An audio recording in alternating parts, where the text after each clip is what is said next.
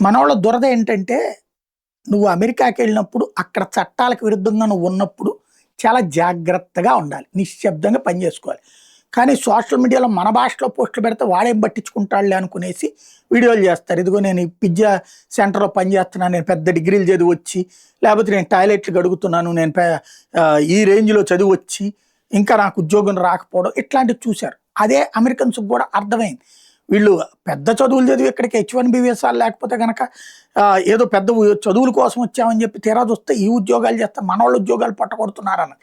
దాన్నే ట్రంప్ రెచ్చగొట్టి తను అధ్యక్షుడు అవ్వడంతో పాటుగా అక్కడ మన వాళ్ళని 1300 మందిని తరిమేశాడు.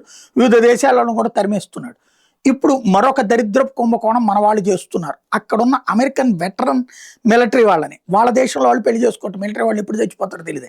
బట్ మనోళ్ళు పెళ్లి చేసుకుని వీడియోలు చేస్తున్నారు, రీల్స్ చేస్తున్నారు. ఏమని గ్రీన్ కార్డు వచ్చేస్తుంది అక్కడ ఉన్నటువంటి మిలిటరీ వెటరన్ పెళ్లి చేసుకుంటే 2 నెలలు తిరిగేటప్పటికి. అదే సందర్భంలో అక్కడ ఈ వైద్యం ఫ్రీ, తర్వాతన రిటైర్మెంట్ బెనిఫిట్స్ ఫ్రీ, అనేకం ఫ్రీ ఉన్నాయి అని చెప్పేసి రీల్స్ చేయడం బిగించేశారు.